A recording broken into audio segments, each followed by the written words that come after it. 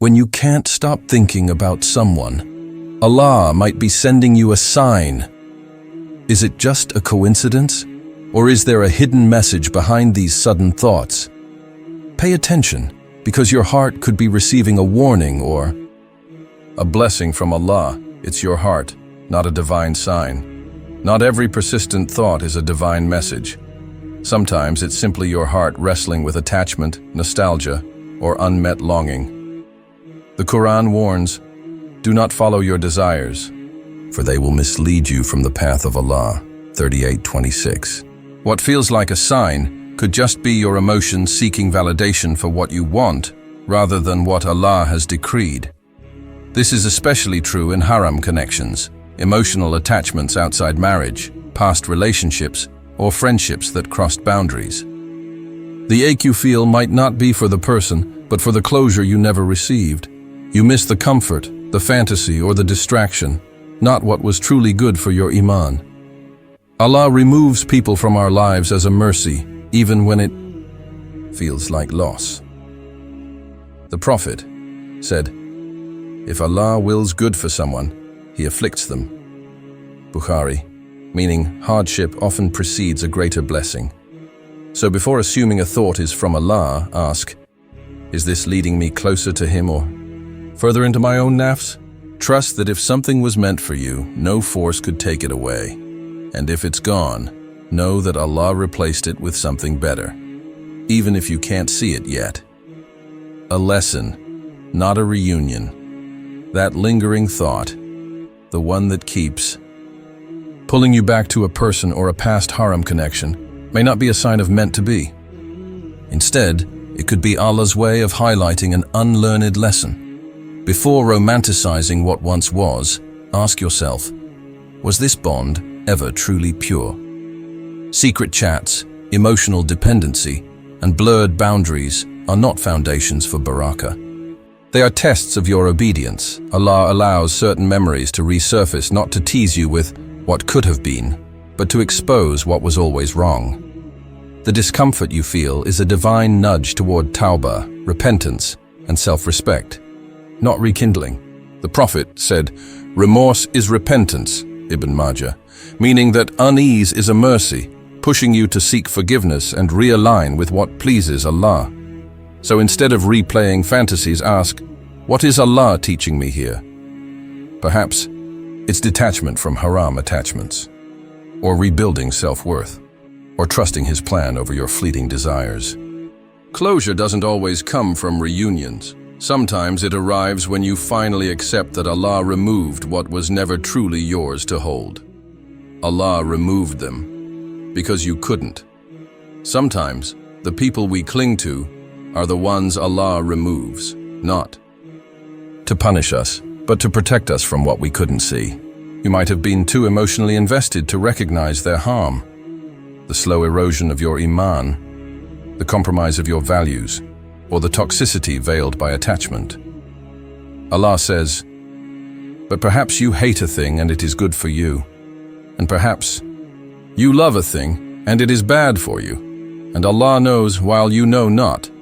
Quran 2:16. Their absence isn't a loss, it's divine intervention. While your heart aches, Allah is shielding you from a future of greater pain, regret, or spiritual decline. The Prophet once said, "If Allah wills good for His servant, He hastens His punishment in this world. And if He wills ill for His servant, He withholds his sins until He comes with them on the day of resurrection." Tirmidhi.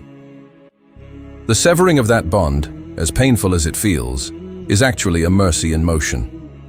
One day, with clarity and hindsight, you'll whisper, "Ya Allah, thank you for saving me from what I begged you to keep." Until then, trust His wisdom over your longing. What is meant for you will never miss you, and what misses you was never meant to stay. Their du'as are pulling you back. That sudden rush of memories, the dreams you can't shake, the inexplicable pull towards someone from your past. What if it's not destiny, but their prayers reaching you? When someone sincerely cries, "Ya Allah, bring them back to me," their emotional energy can ripple into your consciousness, creating a false sense of signs. But don't mistake another's longing for divine decree. Allah says, "Every soul is held in pledge for what it earns." Quran 74:38. Your path isn't bound by another's desires. The heart is permeable. Just as whispers of dhikr uplift you, the intensity of someone's dua can linger like an echo. The Prophet taught that sincere supplication has power, but so does your free will and Allah's ultimate judgment. Ask yourself, is this connection rooted in righteousness, or is it an emotional ghost from the past? If it was built on haram, confusion, or toxicity, their du'as don't override Allah's wisdom. Protect your space with istighfar, seeking forgiveness, and your own du'a. Ya Allah, if they are good for me, unite us in what pleases you. If not, erase their hold on my heart. Trust that Allah answers in the way that's truly best, not always in the way we or others beg for. Transform thoughts into du'as, not drama. When memories or emotions overwhelm you, don't let them spiral into mental chaos. Channel them into du'a instead. Whisper, Ya Allah, if this is good for me, bless me with it in a halal way. If not, remove it from my heart so completely that no scars remain. This prayer shifts you from passive overthinking to active trust in Allah's plan. True destiny aligns with tranquility, not guilt, confusion, or inner conflict. The Quran assures, "So remember me, I will remember you." 2:152. When you turn to Him, He replaces unrest with clarity. The Prophet said, "There is a piece of flesh in the body. If it is sound, the whole body is sound, and if it is corrupt, the whole body is corrupt. Indeed, it is the heart." Bukhari. Guard yours by surrendering what you can't control to Allah.